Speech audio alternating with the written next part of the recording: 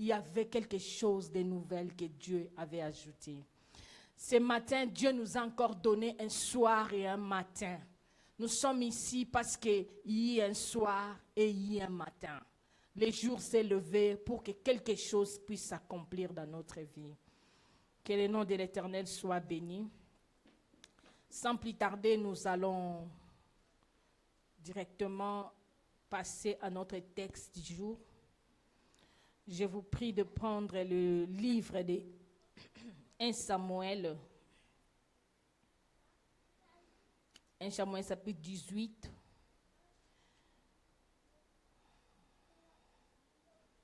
Aujourd'hui, j'ai amené des textes qu'on va essayer de lire et expliquer ça, comprendre la pensée de Dieu de ce dimanche. Nous allons premièrement prendre les livres de 1 Samuel 18. Nous commençons à partir du verset 6 jusqu'à verset 16. 1 Samuel 18, on commence à partir du verset 6 jusqu'au verset 16. Nous sommes dans le livre de 1 Samuel chapitre 18.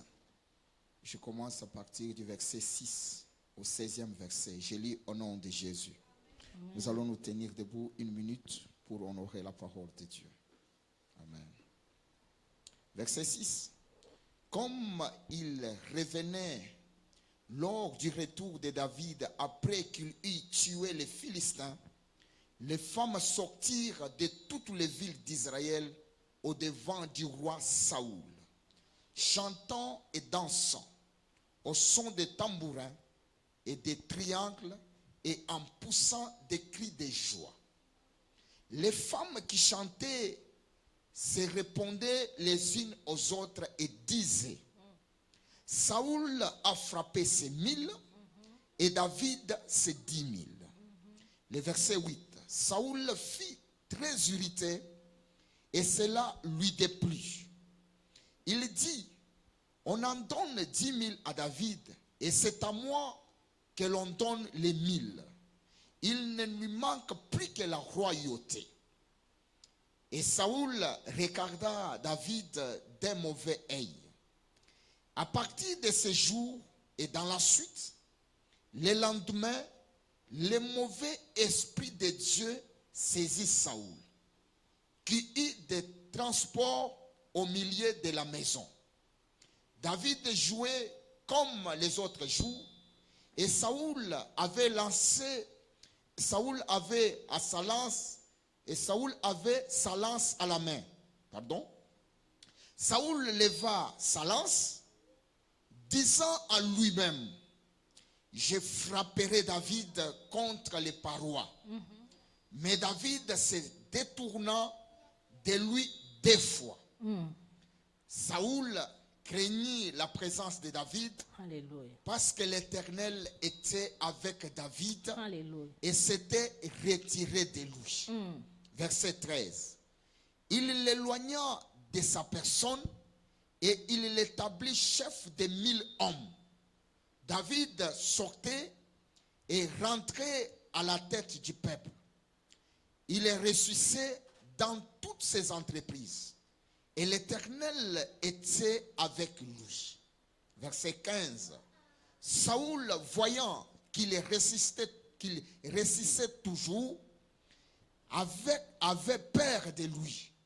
Mais tout Israël et Juda aimaient David parce qu'il sortait et rentrait à la tête. Amen. Amen. Nous allons directement lire aussi le deuxième texte. Nous sommes dans le livre de Josué, chapitre 3. On peut nous asseoir aussi. Josué, chapitre 3, on commence à premier verset jusqu'à verset 4. Josué 3, verset 1 jusqu'à verset 4. Josué, chapitre 3, le premier jusqu'au 4e verset. Josué s'était levé de bon matin, parti de Sittim avec tous les enfants d'Israël. Ils arrivèrent au Jourdain et là, ils passèrent la nuit avant de les traverser. Au bord de 3 jours, les officiers parcoururent les camps et donnèrent cet ordre au peuple. Lorsque vous verrez l'arche de l'alliance de l'Éternel, votre Dieu, porté par les sacrificateurs, les Lévites, vous partirez du lieu où vous êtes et vous vous mettrez en marche après elle. Verset 4. Mais il y en aura entre vous et elle une distance d'environ 2000 coudées. N'en approchez pas. Elle vous montrera les chemins que vous devez suivre, car vous n'avez point encore passé par ces chemins. Amen. Amen. Est-ce qu'on peut acclamer la parole de Dieu? Gloire à Dieu. Ce matin, est-ce que quelqu'un peut me dire Kairos? Quelqu'un peut me dire encore Kairos? Kairos, c'est tout un programme qu'on doit vivre tous les jours de notre vie. Ce n'est pas seulement une période qu'on doit parler de Kairos et après on laisse tomber. Kairos, on doit les vivre tous les jours de notre vie. Parce que c'est un thème qui explique toute la vie chrétienne. Gloire à Dieu. Ce matin, pourquoi j'aimerais encore tirer sur Kairos? Parce que lorsqu'on a parlé sur Kairos, le bishop Mathieu avait parlé sur les Kairos. Il avait touché quelque chose qu'il avait dit sur ce qui accélère les Kairos de la vie d'un homme. Et parmi les choses qu'il avait indiquées, il y avait la présence de Dieu. Il avait dit la présence de Dieu, c'est aussi un indicateur qui active les Kairos dans notre vie. Et moi, j'avais tellement aimé. Et après, le Seigneur m'a ajouté beaucoup de choses sur ça. Et j'aimerais vraiment qu'on puisse partager encore sur ça ce matin. Et je pense que ça va déclencher aussi les Kairos dans notre vie. Gloire à Dieu. Vous savez, Kairos, on a expliqué, on a défini ça comme l'accomplissement des promesses de Dieu. Ça veut dire que Kairos, c'est le temps que Dieu vient accomplir les promesses que lui-même il a fait. Il vient accomplir ça. Ces temps-là, on a appelé ça Kairos. Alors ce matin, j'aimerais vous dire une chose. Parmi les plus grandes promesses que Dieu a faites à ses enfants, nous avons une grande promesse que si on veut vivre toutes les autres promesses, nous devons commencer d'abord par cette promesse-là. C'est une promesse majeure, c'est une promesse de base pour que ça puisse te pousser à aller accomplir toutes les autres promesses de ta vie. Jésus nous a promis ceci. Il a dit, je serai avec vous jusqu'à la fin de ce monde. Ça, c'est une plus grande promesse que Jésus nous a fait. Tout un enfant de Dieu, avant que tu puisses accepter, embrasser les autres promesses, cherche d'abord que cette promesse te soit d'abord ton partage. Si Dieu n'est pas avec toi, les autres promesses, c'est difficile que tu puisses l'avoir. La promesse de base d'un enfant de Dieu, c'est la présence de Dieu. Quand Dieu est avec toi, la suite, tu as tout. La présence de Dieu, c'est ce que Jésus nous rassure avant de partir. Il dit ceci, je suis parti, mais rassurez-vous que je serai avec vous jusqu'à la fin de ce monde. Si tu as déjà cette promesse accomplie dans ta vie, repose-toi tranquillement parce que la suite va être aussi accomplie. Un enfant de Dieu doit désirer d'abord à ce que l'Éternel soit avec lui. Si Dieu n'est pas avec toi, les autres promesses ne seront pas ton partage. Parce que celui qui accomplit les promesses, c'est Dieu lui-même. Quand tu as Dieu lui-même, sache-le que tes promesses aussi, tu l'auras. Je vais vous dire une chose. La plus grande différence qui est entre nous et le diable, lorsque Dieu a rejeté le diable, il lui a rien retiré. Rien du tout. Le diable était beau, puissant, il était glorieux, il était fort, il avait le pouvoir, l'onction, tout ce que le diable avait. Quand Dieu lui a rejeté, il lui a rien retiré de tout ce qu'il lui avait donné. Mais la seule chose que Dieu a retirée au diable, c'est sa présence. Le diable n'a pas la présence de Dieu. Il a tout sauf la présence de Dieu. Bien-aimé, ce matin, j'aimerais te dire ceci. Ne sois pas pressé à voir tout. Aie d'abord la présence de Dieu. Quand tu as la présence de Dieu, les autres, ça va venir. Mais lorsque nous faisons l'erreur de pouvoir avoir d'abord les autres choses, sans Dieu, on ressemble au diable. Lui, il a tout. Il a même dit à Jésus, prosterne-toi devant moi, je te donnerai tout. Parce qu'il en avait vraiment. Mais la seule chose que le diable n'a pas, c'est la présence de Dieu. Bien-aimé, j'aimerais te dire une chose. Dieu peut te priver le mariage, ce n'est pas un problème. Il peut te priver l'argent, ce n'est pas un problème. Mais veille à ce que Dieu ne te prive pas sa présence.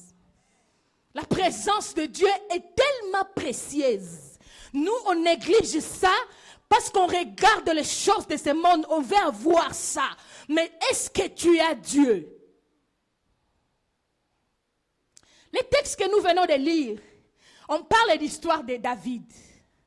David, un homme qui avait Dieu. J'aime beaucoup David. Un jour, Dieu me disait, si tu veux connaître mon cœur, va sonder David. Parce que David, il est l'homme selon le cœur de Dieu. Quand tu sondes David, tu comprendras quelle est vraiment la profondeur du cœur de Dieu.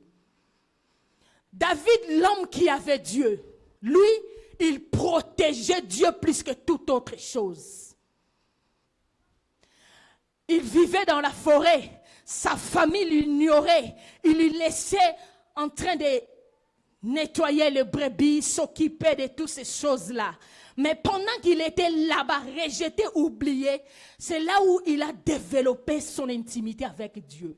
C'est là où il a appris l'école de la puissance, comment devenir puissant, comment devenir fort. C'est dans l'oubliette.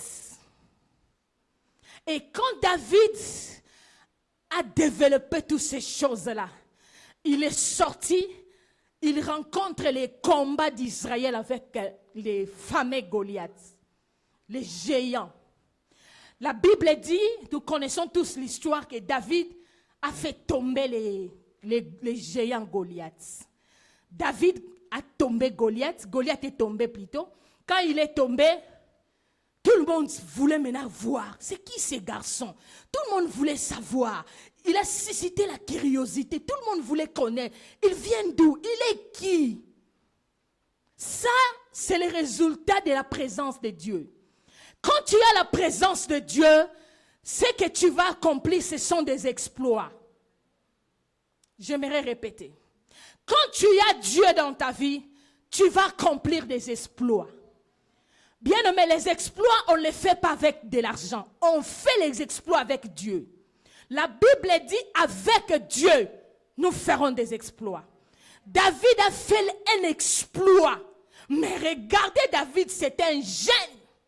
Ni mariage, ni argent, ni toit. Il dormait même dans la maison de son père. Mais quel exploit! Tout le monde commence à se demander, mais c'est qui ces garçons? Ils viennent d'où? Les exploits comme ça, il n'y a que Dieu qui peut faire ça. David sort, il terrasse Goliath.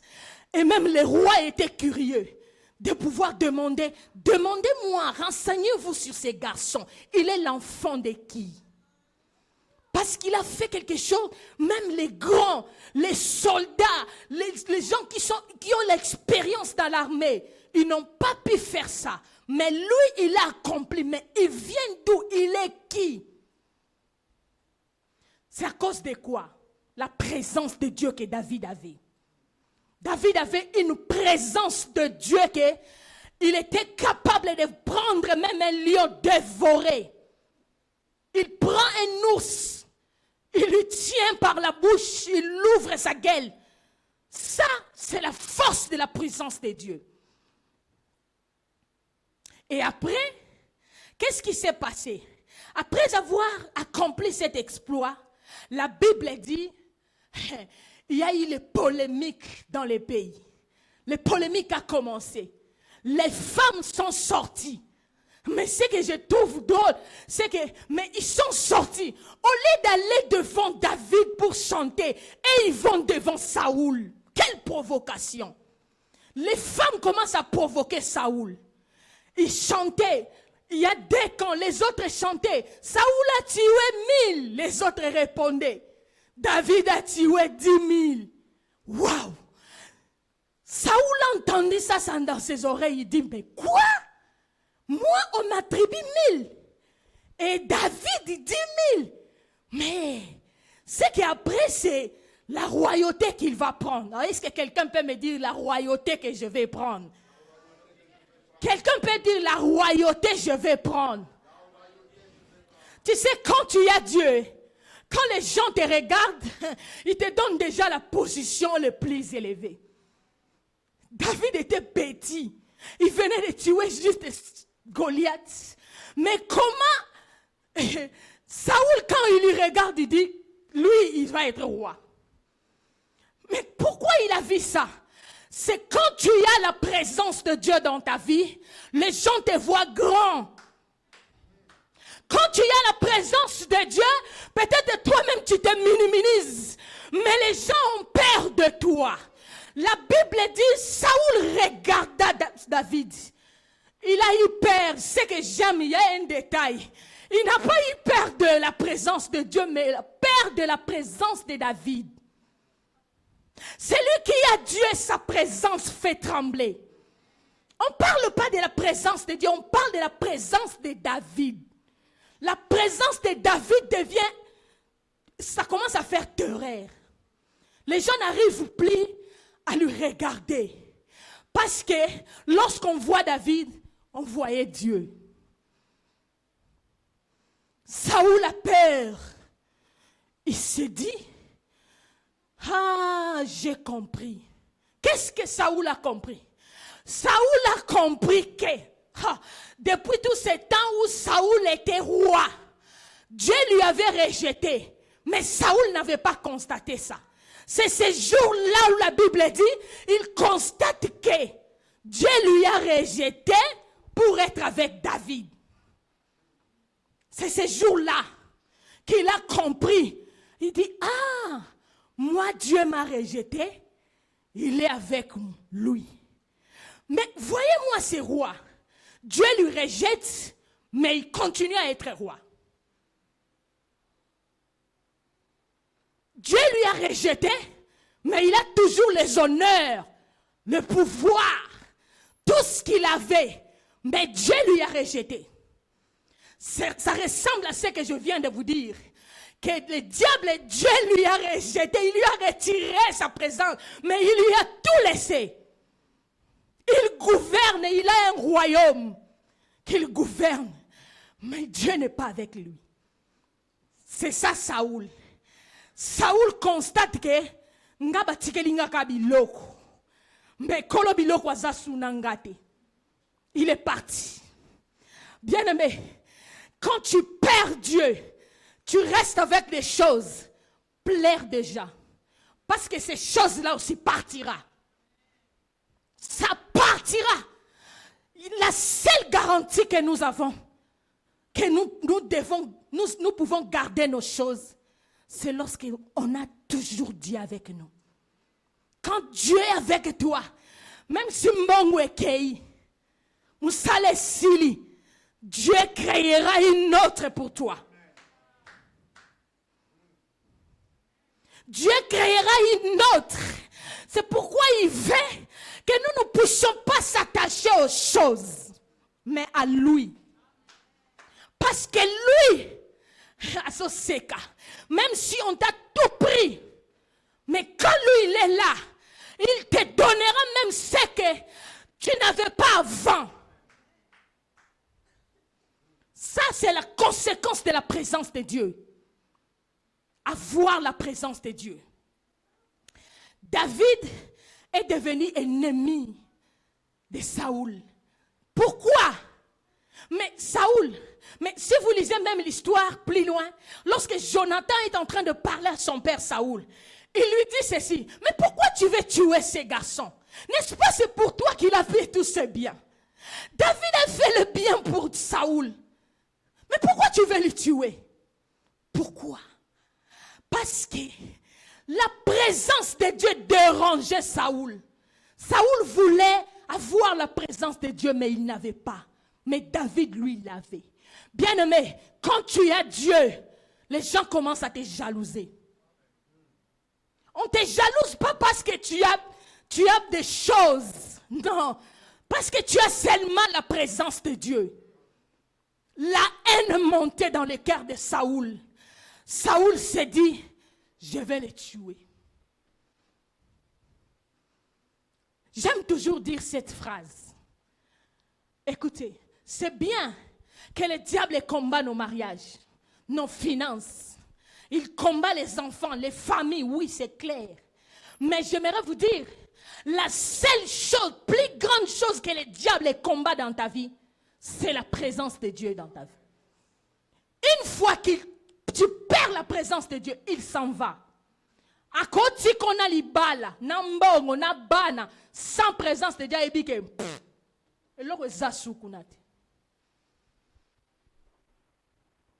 c'est ça la technique qu'il a eue dans les jardins d'Éden. Quand il entre dans les jardins d'Éden, il a ciblé. Il dit, l'homme avec Dieu, ils sont tellement complices. Je vais couper ces liens-là. Quand il entre, il a cherché les stratégies. Comment faire pour retirer l'homme de la présence de Dieu? Il a poussé l'homme à commettre les désobéissances. Dieu est parti. Dieu est parti. Dieu est parti. Adam et Ève sont restés en couple, mariés, mais sans Dieu. Ils n'avaient pas Dieu. La mission du diable n'était pas de séparer leur mariage. C'était de séparer et avec Dieu, couper ces liens-là. Mais nous, souvent, on protège beaucoup les choses, mais on néglige Dieu. La seule chose à protéger, c'est la présence de Dieu. Ce n'est pas le travail. Ou comment ça, la stratégie. Tu mets toutes les stratégies en place pour ne pas perdre le mariage, ne pas perdre ton travail, ne pas perdre. Mais pendant que tu mets toutes tes stratégies là, Dieu est en train de partir. La chose à protéger, c'est la présence de Dieu.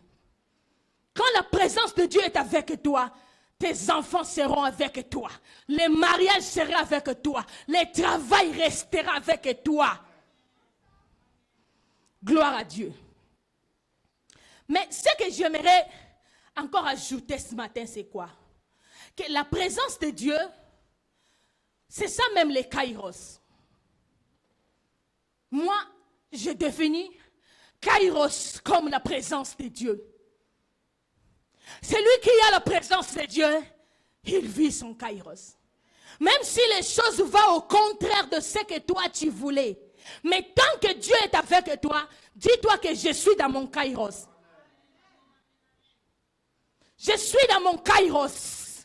Alors ce matin, j'aimerais dire à quelqu'un que les kairos, c'est avoir Dieu.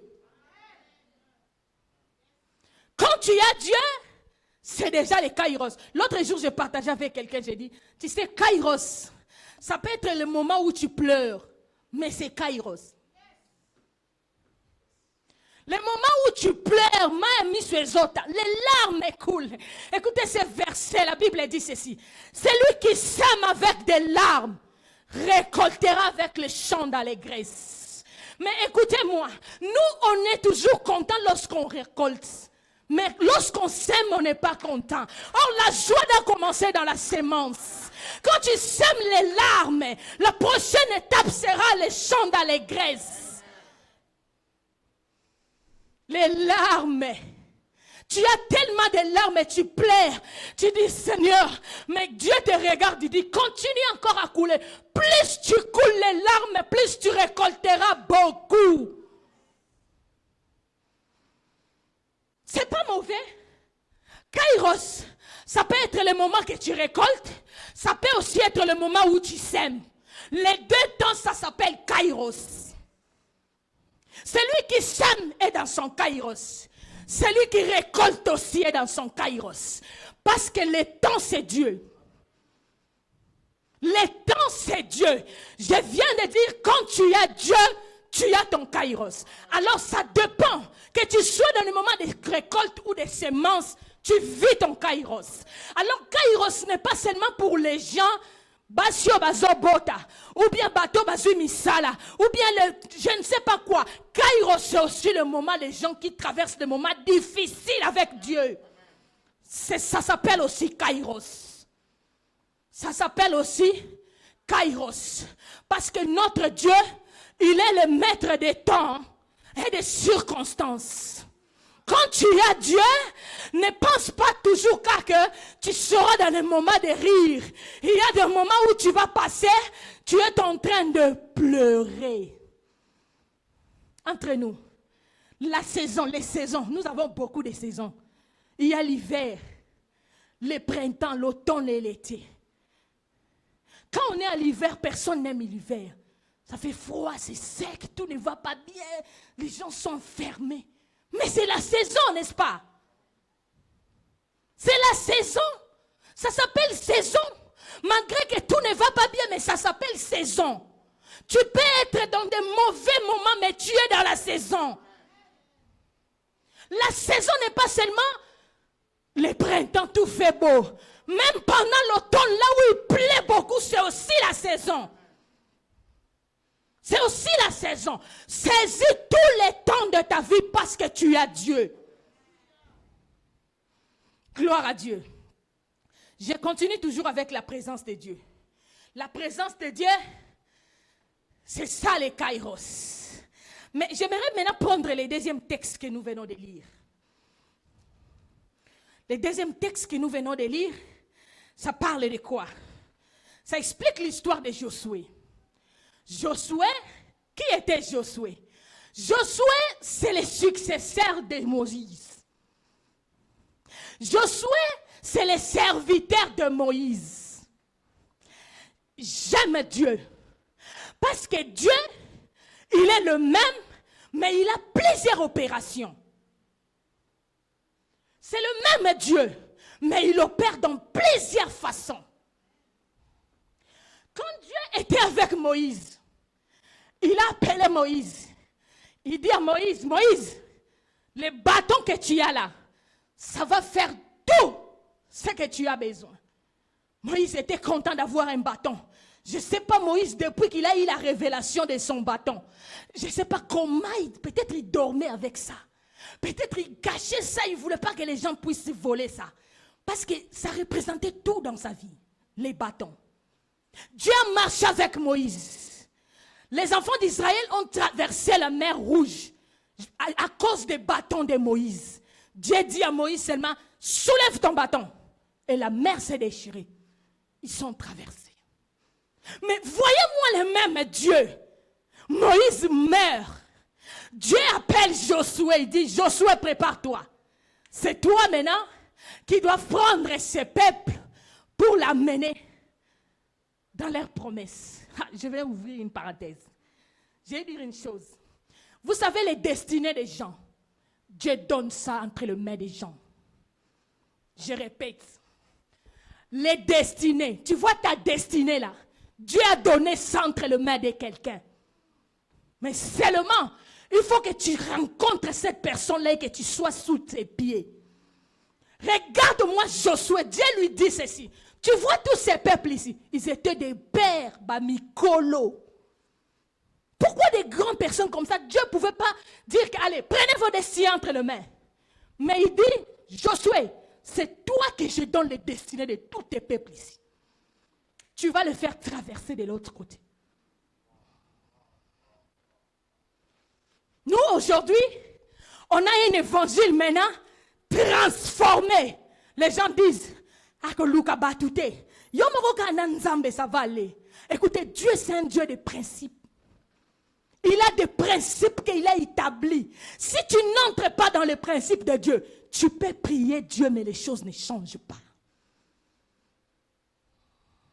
Qu'on ne vous trompe pas. Lorsque vous lisez la Bible, oui, je sais que les gens vont me dire, nous sommes dans la nouvelle alliance. Écoutez, la sacerdoce a changé, mais les principes n'ont pas changé.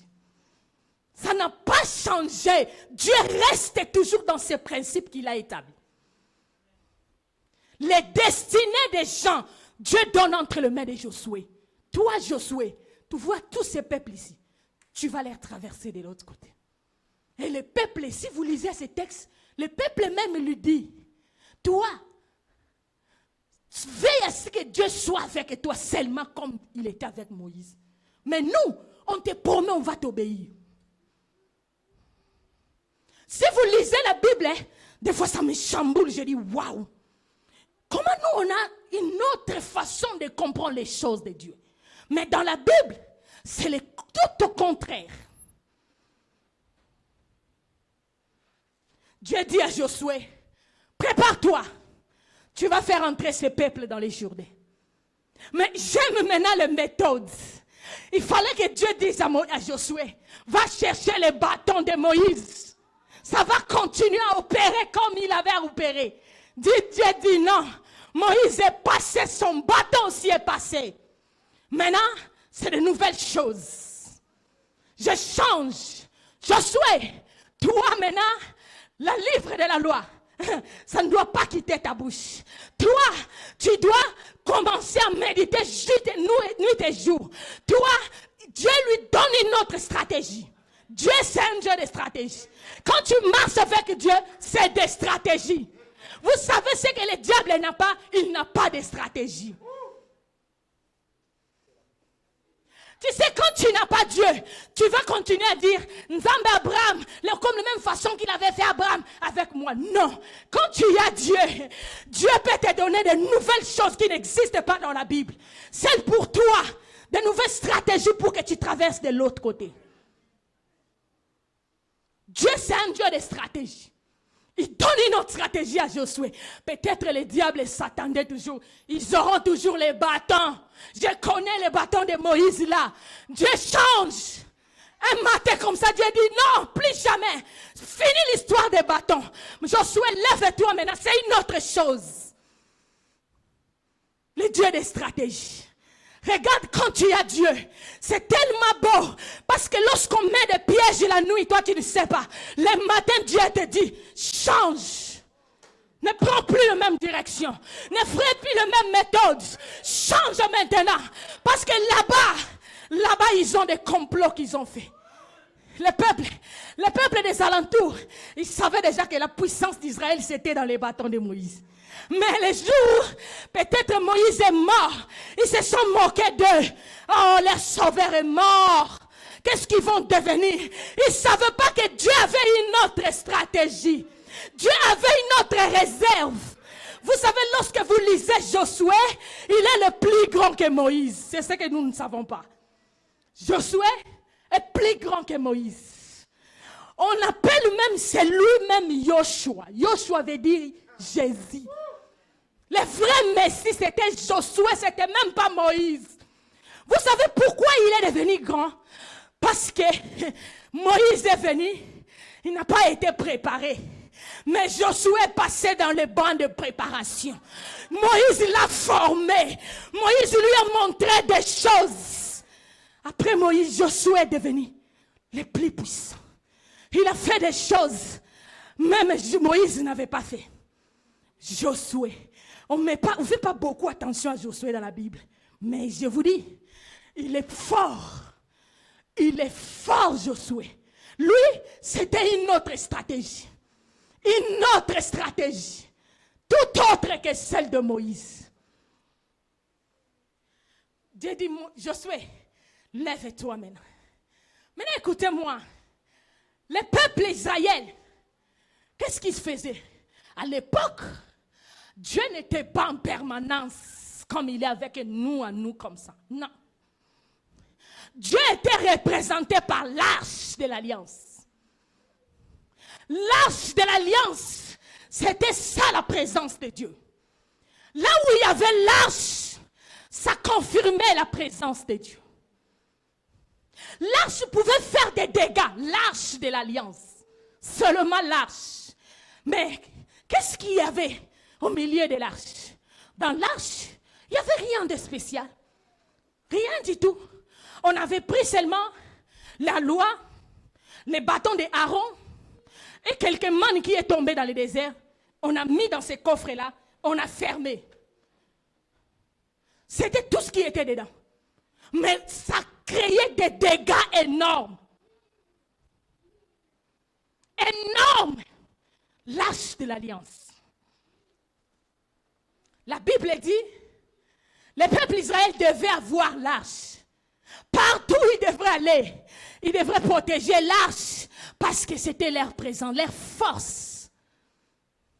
Mais Dieu dit à Josué, maintenant vous allez traverser les Jourdains. Vous allez traverser ça comment, Seigneur? La mer Rouge, nous tous on sait, il a fallu les bâtons de Moïse. Mais les Jourdains, comment on va faire? Le Seigneur dit, c'est ce que nous on vient de lire dans les textes ici, dans l'histoire de Josué chapitre 1. Josué 3 plutôt, verset 1 jusqu'à 4. La Bible dit, on donne l'ordre pour dire ceci. Lorsque vous verrez l'arche de l'alliance portée sur les épaules des sacrificateurs, suivez ça. Je vais prendre ces deux verbes. Le premier verbe nous dit, lorsque vous verrez. Deuxième verbe, après vous allez suivre. Pour expliquer un détail encore, l'arche de l'alliance là, à l'époque, c'est pas tout le monde qui portait ça. Il y avait des gens bien choisis qui étaient qualifiés à porter l'arche. C'est pas tout le monde. Mais j'aime ce texte, c'est tellement long et beau. Mais je n'ai pas voulu qu'on puisse lire tout pour prendre beaucoup de temps. La Bible dit que les enfants d'Israël, ils ont vu les sacrificateurs porter l'arche sur les épaules. Et ils ont obéi. Ils ont commencé à suivre l'arche.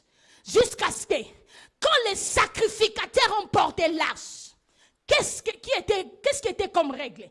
Il a fallu aller mettre le pied au bord du Jourdain. Le pied posé seulement. L'arche sur les épaules. Écoutez, ce n'était pas n'importe qui vient seulement sans l'arche. Même si tu étais sacrificateur, si tu n'avais pas l'arche sur l'épaule, même si tu posais ton pied, les Jourdains n'allaient pas se séparer. La condition était les pieds des sacrificateurs et l'arche sur les épaules. Les deux. Les pieds des sacrificateurs posés au bord et les Jourdains s'ouvrent. Quand les Jourdains s'ouvrent, les peuples d'Israël commencent à passer. Ah, mais j'ai aimé. J'ai aimé pourquoi? Je suis en train de vous parler de la présence de Dieu. Mais le peuple d'Israël, ils n'avaient pas porté l'arche. C'était d'autres personnes qui ont porté l'arche. Mais ils ont bénéficié seulement à traverser. Écoutez-moi, tu ne peux pas voir Dieu dans ta vie, mais tu peux bénéficier de Dieu d'une autre personne. Les enfants d'Israël n'ont fait aucun effort, mais ils ont bénéficié. Les Jourdains s'est séparés pour eux. Ils sont passés. Pourquoi? Parce qu'il y avait les gens qui avaient porté l'arche sur les épaules. Bien-aimé, j'ai une question à te poser.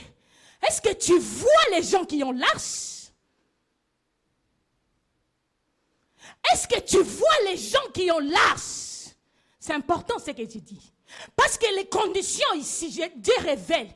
Il dit, vous devez suivre l'arche. Parce que l'arche vous montre les chemins, vous ne connaissez pas les chemins. Bien aimé, écoutez-moi. La vie chrétienne, c'est une vie d'avancée. Une vie de traversée. Je répète ça. La vie chrétienne, c'est une vie d'avancement. De quitter ici pour aller de l'autre côté. Mais c'est dommage.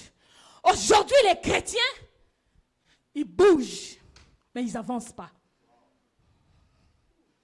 Les gens bougent seulement, mais ils n'avancent pas. Ils sautent, ils font des mouvements, à voyager, à Bali, à Kempoto, à Zongi. Tout cela, quand toi tu regardes, tu dis, hey Mouninga, il est en train de bouger seulement. Après quelques temps, Tounaye, il est allé nulle part. Nulle part. Or, la vie chrétienne, tu peux ni voyager, ni te marier, ni avoir des enfants, mais tu avances. Non, mais ça, je vais répéter ça. La vie chrétienne, sans bana, sans le travail, sans les enfants, sans le mariage, mais tu avances. Mais on a vu David, il n'était pas marié, il n'avait pas l'argent, il n'était pas roi, mais il a fait les exploits. Bien aimé, les exploits, il ne faut pas que tu sois marié pour faire les exploits. Célibataire avec des exploits. Chômeur avec des exploits. Sans argent, mais avec des exploits. Parce que les exploits, c'est Dieu qui fait, c'est pas toi.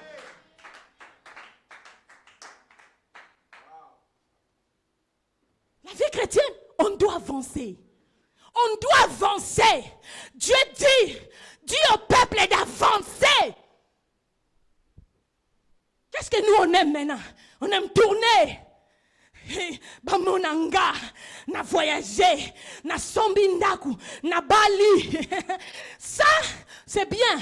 Ça, c'est aussi des conséquences de celui qui avance. Il peut avoir toutes ces choses-là. Mais j'aimerais que tu vérifies. Quand tu as toutes ces choses, est-ce que tu avances ou bien tu es toujours la même personne? C'est ça la vie chrétienne. Le peuple d'Israël, il devrait avancer. La Bible dit, lâche tes épaules, sur les épaules. Papa, il faut surveiller pour moi l'air, s'il te plaît. Lâche sur les épaules. Sur les épaules. C'est ça, les secrets. Les jets devaient se jouer là. Lâche sur les épaules et les pieds sur le Jourdain. Bien-aimé, Nzambe ba me makaye. Là, je répète ça. Nzambe ba me makaye. Arrêtons seulement de Nzambe ba lukakaye. Après avoir trouvé Dieu, tu dois lui porter. Si tu as trouvé Dieu, tu ne le portes pas, il va partir. Lui, il aime être porté. Vous savez pourquoi Uza a été mort? Uza a été mort, non pas parce qu'il n'était pas appelé comme on a interprété. C'est parce que l'arche devait être portée par les hommes. David a commis l'erreur de mettre l'arche sur un agneau. Il prend un chevreau qui était neuf. La Bible dit, il n'y avait personne qui était monté sur lui. Il prend l'arche, il pose. Ça, Dieu ne voulait pas. Dieu a provoqué un accident. Pendant qu'il partait, la Bible dit, le chevaux a trébuché. L'arche voulait tomber. Et Uza lui aussi, il ne comprenait rien. Il prend sa main pour toucher. C'est pourquoi il est parti. Après l'histoire, la Bible dit, David avait compris que j'avais fait une erreur. L'arche, il faut aller chercher les sacrificateurs. Les sacrificateurs portaient l'arche, ça amenait la joie en Israël. Mais quand l'arche était sur les chevaux, c'était la mort. Uza était mort. L'arche, Dieu doit être porté. Il faut porter ton Dieu. Ne lui laisse pas la maison. Porte-lui partout où tu vas. C'est lui ta force. C'est lui ta victoire. C'est lui ton exploit. C'est lui ton succès. Ton Dieu, tu dois lui porter. Ça, c'est la révélation. Que l'arche, on devrait être porté sur les épaules. Si on prenait l'arche, par exemple, on vient les poser sur les Jourdains. Les Jourdains n'allaient pas se séparer. Les Jourdains devaient être séparés 2 personnes. Il a fallu Dieu sur les épaules et les sacrificateurs. Bien aimé, tu ne sais pas comment on appelle ça? L'explosion que tu crées quand tu prends Dieu et toi. Vous créez une explosion. Des miracles s'opèrent. Des chemins se frayent. C'est ce qui s'était passé. Les enfants d'Israël, ils sont portés. Ah, papa, regarde-moi l'air. Il me reste combien de minutes? 10 minutes. Écoutez-moi. Maintenant, quand je lis ces textes, je dis, Seigneur, mais le peuple d'Israël était une multitude de peuples. Ils n'étaient pas 100, pas 200. Ils étaient nombreux. Mais regardez-moi ces conditions. Il a fallu, la Bible dit, les sacrificateurs doivent poser leurs pieds fermes. Comme ça. Il ne faut pas que ça bouge. Avec l'arche sur les épaules. Pour que l'eau reste ouverte. Pour que les enfants d'Israël passent. Mais regardez-moi tous ces peuples. Je ne sais pas si ça a pris toute la journée. Les peuples faisaient que passer. Ils faisaient que passer. Mais les gens qui ont porté l'arche, ils étaient épuisés. Ils étaient fatigués. Ils n'arrivaient pas. Parce que c'est long, c'est lourd, c'est fatigant. Bien-aimé, j'ai envie de dire une chose. Dieu pèse. Je répète ça. Dieu, il pèse. Mais les choses que je vous ai dit seulement qui étaient dans l'arche, c'était quoi? Les bâtons d'Aaron, la loi de Moïse, avec la manne. Mais ça ne pouvait pas peser autant. Ça ne pouvait pas faire mal. Mais quand je dis Dieu pèse, ce n'est pas lui qui pèse, ce sont ses exigences qui pèsent. Dieu, lui, il est léger. L'arche, il est léger. Mais les exigences de l'arche, ça pèse tellement. Il a fallu rester ferme. Oh, bien-aimé, la pureté pèse. La justification pèse, la fidélité pèse, la loyauté pèse, la patience pèse, l'humilité aussi, ça pèse. Ce sont ces choses-là qui faisaient mal. Il devait rester fidèle, rester bien, il ne devait pas bouger, rester fixe. Ça fait transpirer. Ça fait transpirer. Bien-aimé, moi aujourd'hui, quand quelqu'un a Dieu, je lui regarde autrement. Je lui fais des éloges. C'est pas facile de porter Dieu. C'est pas facile de rester constant. C'est pas facile de rester chrétien. C'est pas facile, je vous dis. Quand tu vois quelqu'un rester ce qu'il est, il faut l'acclamer, il faut l'honorer parce qu'il est en train de souffrir.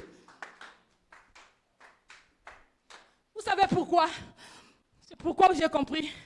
Beaucoup de gens ne supportent pas apporter Dieu. Même Dieu sait. C'est pourquoi il avait dit, c'est pas tout le monde qui doit porter. Bien aimé, Dieu peut te tuer.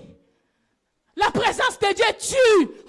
On a toujours envie de dire, la présence de Dieu donne la vie. Ça tue aussi, ça tue. Je vous dis, la présence de Dieu peut te tuer. Ça tue. Les sacrificateurs, là, portez Dieu. Portez Dieu. Bien-aimé, ce matin, je suis en train de te supplier. Tu peux être porteur de Dieu pour ta famille. Tu peux porter Dieu pour les autres. Porte Dieu pour les autres, pour que les autres traversent de l'autre côté. Tu dois porter Dieu. Gardez ce que tu es. C'est pas facile. Les sacrificateurs, les gens qui portent Dieu, et ils sont servis les derniers. C'est les derniers qui étaient servis.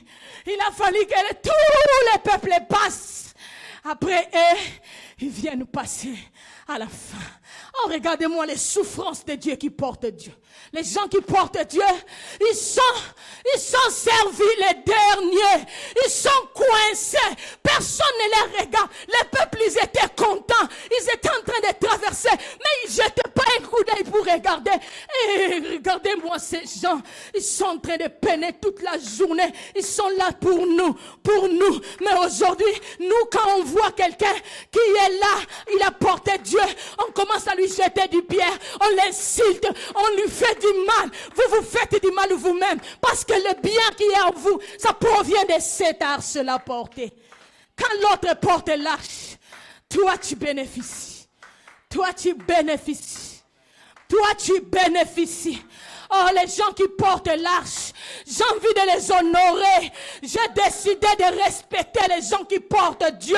Les gens qui ont porté Dieu, ce sont les gens qui souffrent beaucoup. Ils ne méritent pas qu'on les insulte, non.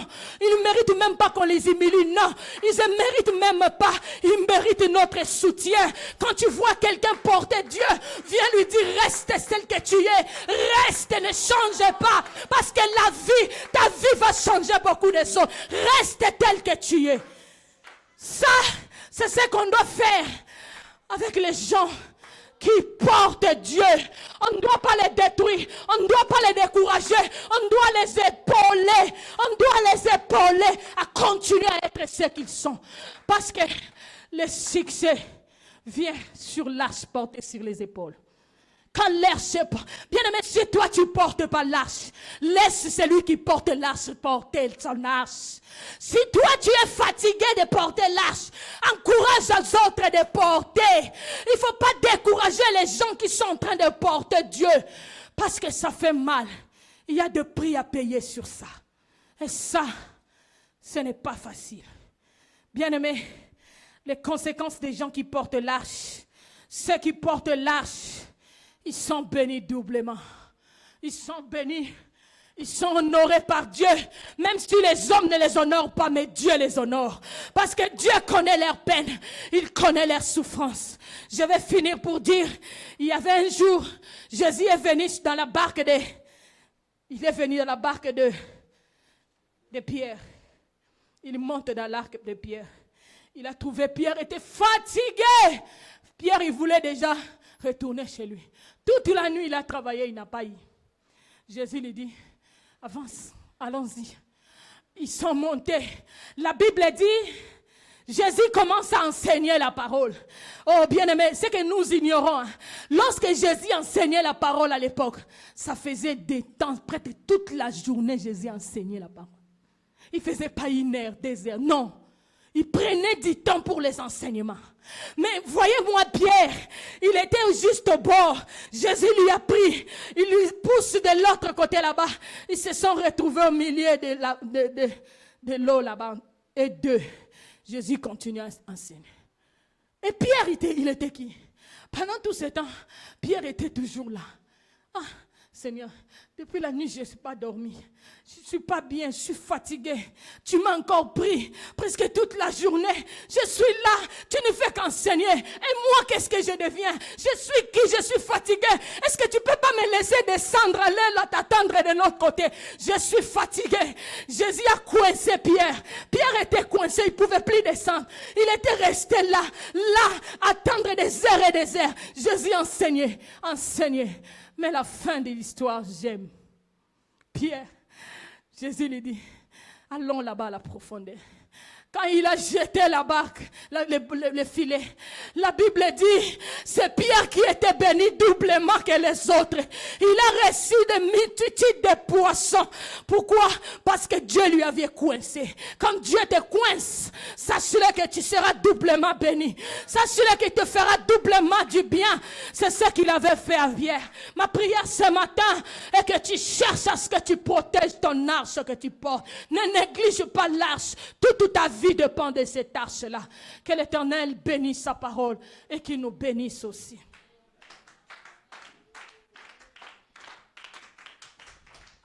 Acclame très fort, acclame.